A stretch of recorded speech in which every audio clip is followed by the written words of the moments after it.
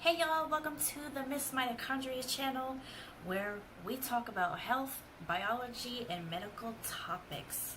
So today I want to dig into something that's kind of complicated, kind of serious, and that thing is vaccines. So the reason I want to talk about vaccines is because there's a lot of misconceptions about vaccines. Some people don't know how they work. Some people think that vaccines get injected into you and they kill something. Some people think that vaccines can cause autism, which I will discuss that. And you know, some people might give me crap in the comments, but I'm ready. I'm ready, okay? So let's dig in. So, first of all, in order to completely understand vaccines, you should probably know how they were first developed in the first place. Now, this information is a little bit conflicting because we usually are taught the story about Edward Jenner, which this was in 1798, which I'll tell you the story in a second. But actually, if you really research vaccines, the concept of them was talked about and, you know, kind of hypothesized back in like 10th century, around between ancient Greece and ancient China. So vaccines aren't really a new concept, even though we kind of like to think they are.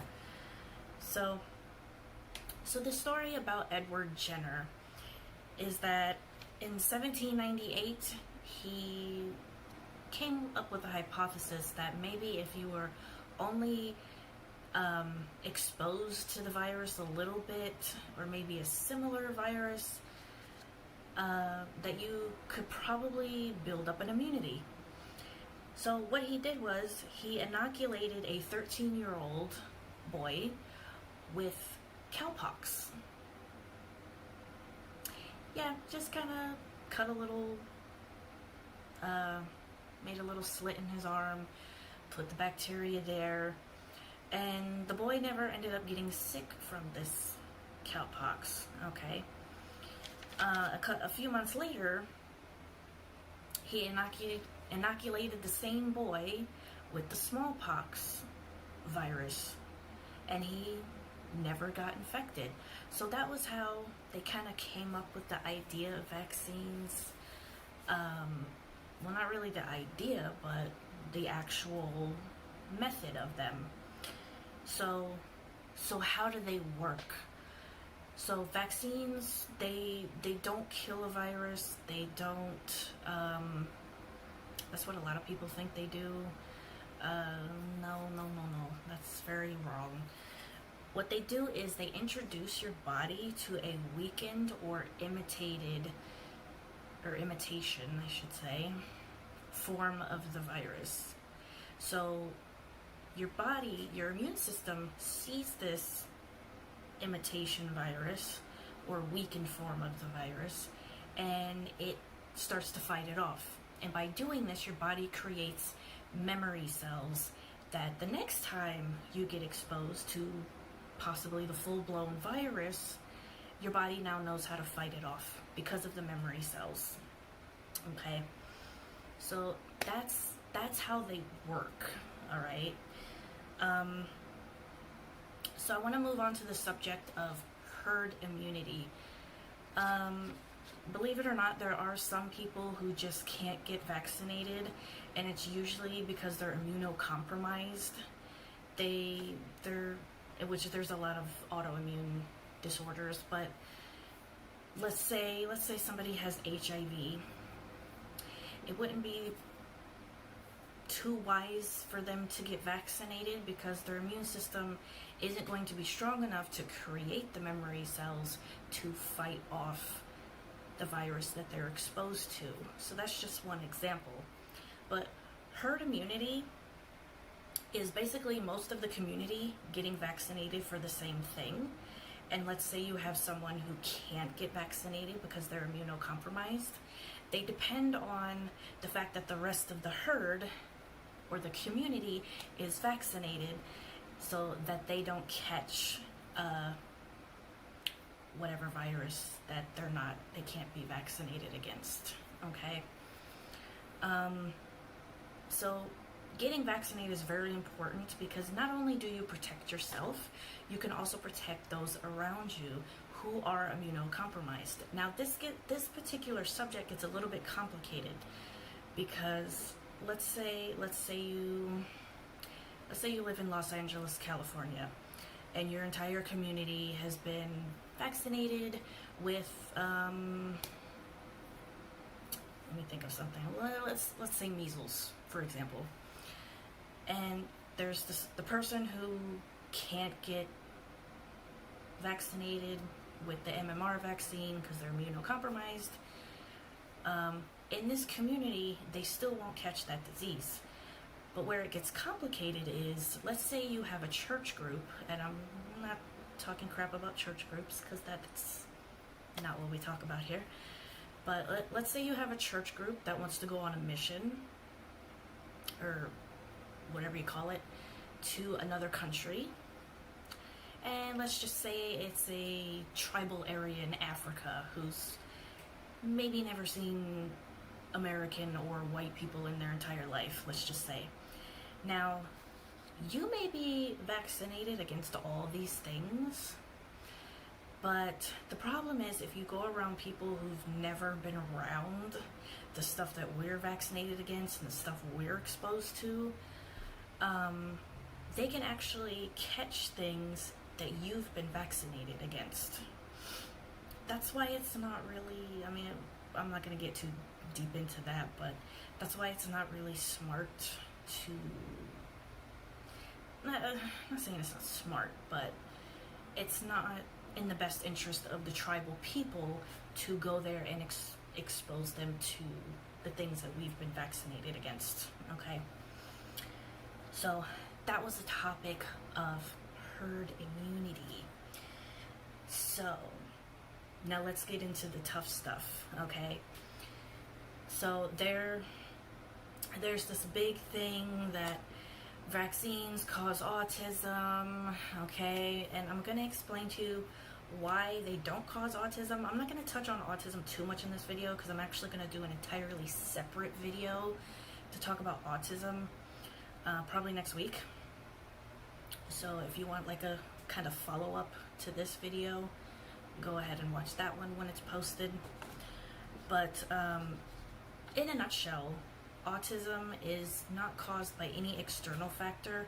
It's actually congenital, which means it happens during your development in utero, and it usually starts early on in development, like when you're still in the embryo phase. And it's not, science hasn't been able to explain why this happens. Just like, they can't explain why Down syndrome happens.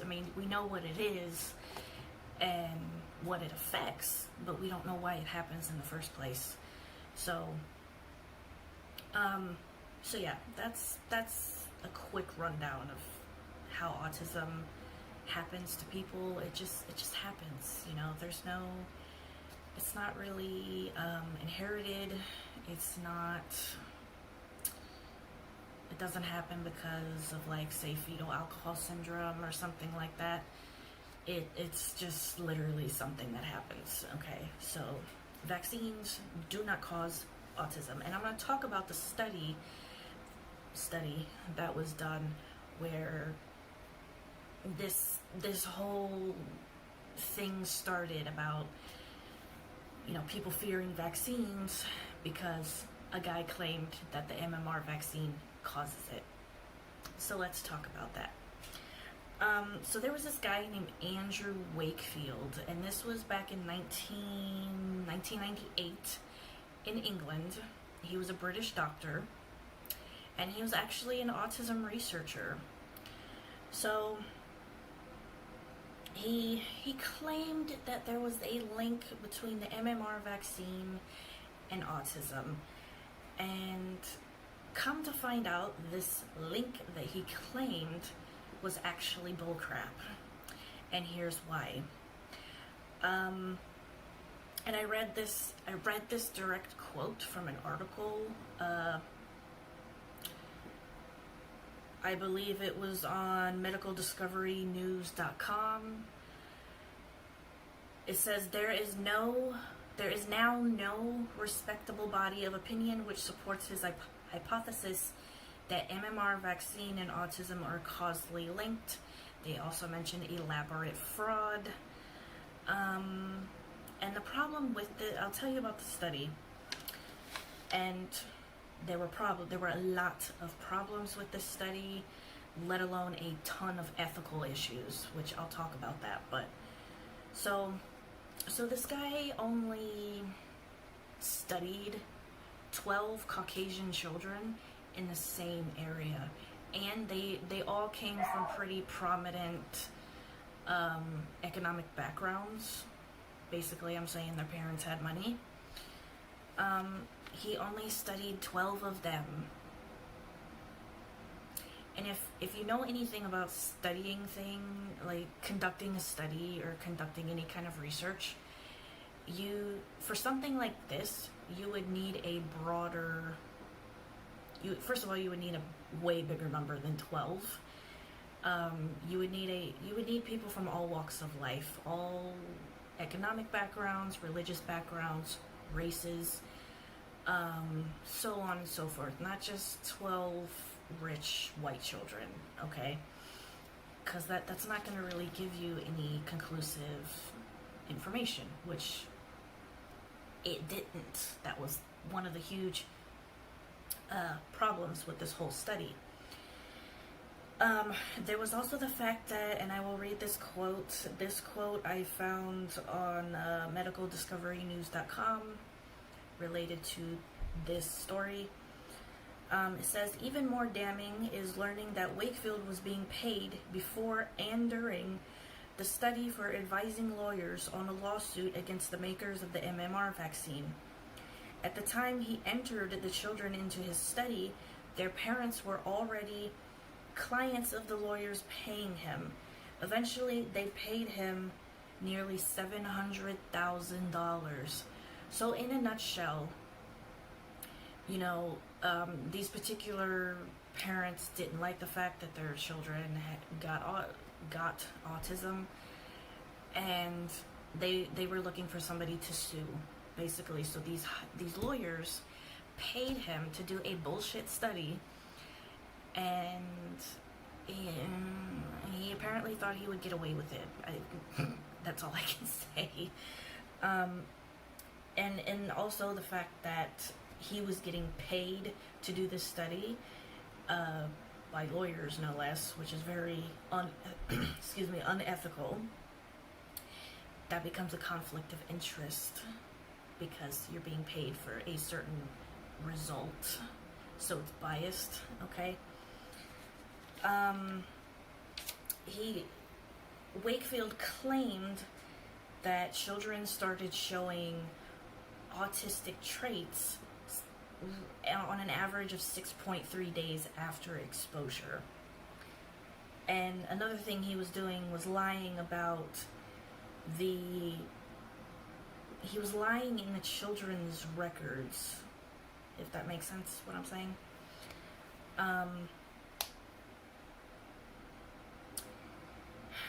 So he was falsifying his findings. He was being paid to do this bullshit study, and he didn't study enough people. He didn't study enough children.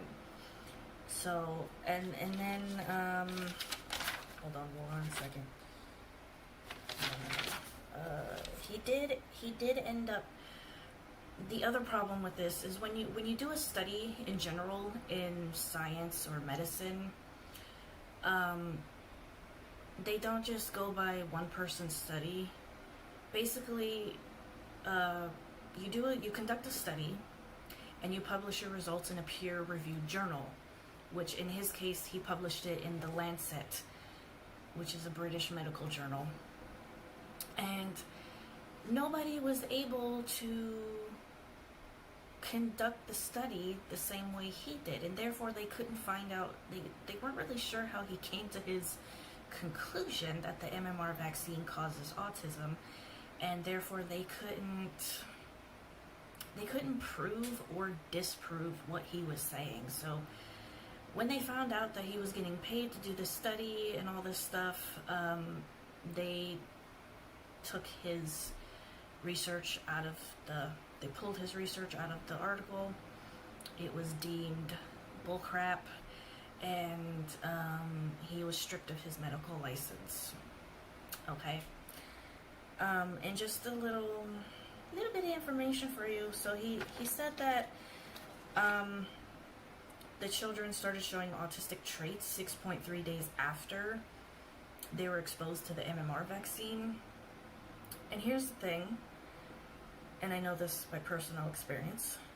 The first MMR dose, if you follow the typical vaccination schedule, I don't know how it is in the UK, but here in the States, we usually give the first MMR vaccine around 12 to 15 months.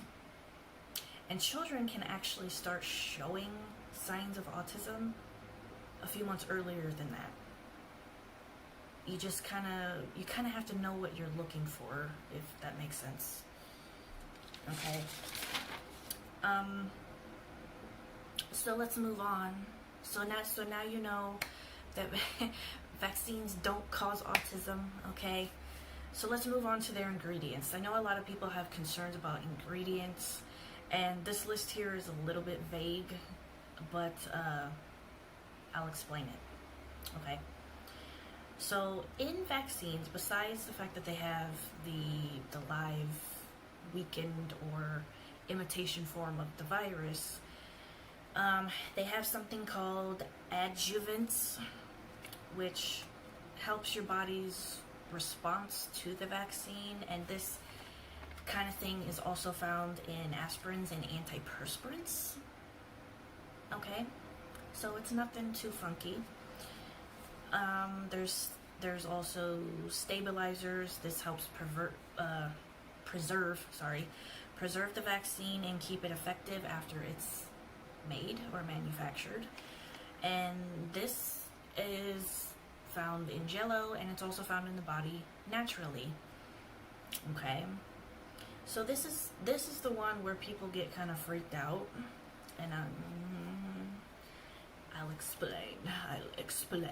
Okay. Another common ingredient in vaccines is formaldehyde. Now, I know people associate formaldehyde with funeral homes and getting embalmed, but the truth of the matter is, when somebody gets embalmed, it's an extremely excessive amount of formaldehyde. Okay, and plus you're already dead. Okay, but for what formaldehyde does is it prevents contamination of the vaccine. And formaldehyde actually occurs in the body naturally as well. Okay. And then there's the last ingredient, which actually has been removed from most vaccines. It's called thimerosal, or something like that. I don't know how to pronounce it. Basically, this was the one chemical that people freaked out about. And if I recall correctly, I forgot to look this up, but if I recall correctly, it's a type of mercury. But again, it occurs naturally in the body. But it has been removed from pretty much all vaccines except for multi-dose vials of the flu vaccine. So this particular ingredient isn't really even an issue anymore. So, okay. So let's talk about side effects of vaccines. Serious side effects of vaccines are pretty rare. I mean, like, really rare. I mean, you might have a case where somebody gets brain damage or maybe dies, but that would be a really, really freak thing. But the side effects are usually just a little bit of soreness at the injection site, maybe a low-grade fever, especially in kids and babies, and that's pretty much it. And I also want to note that being vaccinated now, especially while we're going through a pandemic, is more important than ever, because the more things that your immune system can fight off, the more it can possibly fight off coronavirus or anything else you're exposed to. Okay? And the last thing I want to note is that, some people ask why there's no vaccine for like cancers or HIV or hepatitis C. There's no vaccine for these kind of things because they keep mutating. So they can't make a steady vaccine for it if the virus keeps mutating. So, all these other things like polio and chickenpox and whatever, they've relatively stayed the same over time, right? So, yeah. So, I hope that you all learned something from this video. Please vaccinate your children and yourselves, because not only are you protecting yourselves, you can be protecting people around you. And it's just really important that we keep these certain viruses and diseases eradicated, because we wouldn't have come up with these vaccines had these viruses and diseases not been a problem. Like thousands and thousands of people were dying from a lot of this stuff. So get vaccinated, y'all. And I will see you in the next video.